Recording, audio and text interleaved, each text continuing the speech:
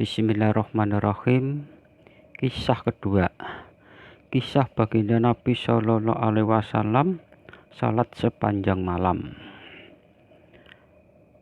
Seseorang bertanya kepada Sayyidina Aisyah radhiyallahu anha, beritahukanlah kepadaku sesuatu yang luar biasa yang pernah engkau lihat pada diri baginda Rasulullah Shallallahu Alaihi Wasallam.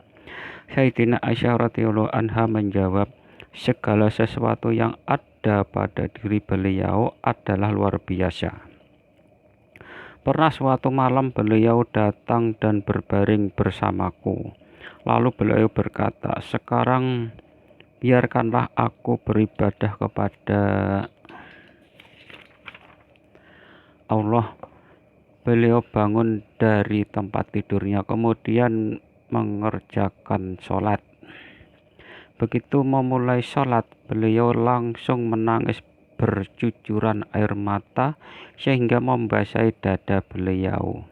Selanjutnya, beliau rukuk sambil menangis. Ketika sujud, beliau pun menangis, dan bangun dari sujud pun masih menangis. Tidak henti-hentinya beliau berbuat demikian hingga Bilal memberitahu beliau datangnya waktu sholat subuh. Aku berkata, ya Rasulullah, mengapa engkau menangis sedemikian rupa? Bukankah engkau orang yang maksum dan Allah Subhanahu wa Ta'ala telah berjanji akan mengampunimu dosa-dosamu, baik yang akan datang maupun yang telah lalu, jika ada? Baginda Nabi Shallallahu Alaihi Wasallam menjawab, tidakkah sepatutnya aku menjadi hambanya yang bersyukur? Lalu beliau bersabda, mengapa aku tidak berbuat demikian?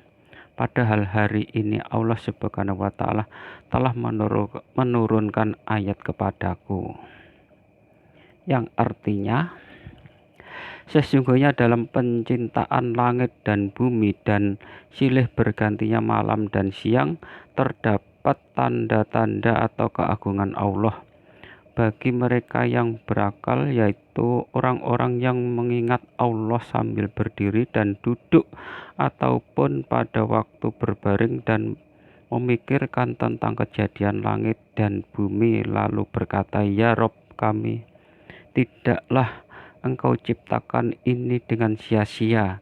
Maha suci Engkau, maka lindungilah kami dari azab neraka. Quran Surat Ali Imran 190-191 dari kitab Iqamatul Hujjah. Masih banyak riwayat lain yang menyebutkan tentang panjangnya sholat malam baginda Nabi Shallallahu Alaihi Wasallam.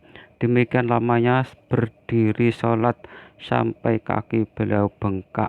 Sebagian sahabat radhiyallahu anhum berkata, ya Rasulullah, mengapa engkau berletih-letih dalam mendirikan sholat, padahal Allah Subhanahu wa Ta'ala telah mengampunimu?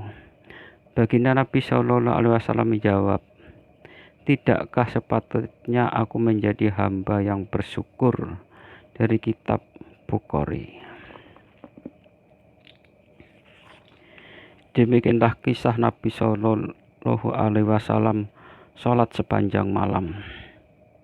Semoga Allah Subhanahu wa Ta'ala dengan kemurahannya memberikan taufik kepada saya dan para sahabat saya untuk mengamalkan dan menyampaikan kepada yang lain. Subhanallah wa bihamdihi, subhanallah wa bihamdika, asyhadu an la ilaha illa anta, astaghfiruka wa atubu ilaik. Wassalamualaikum warahmatullahi wabarakatuh.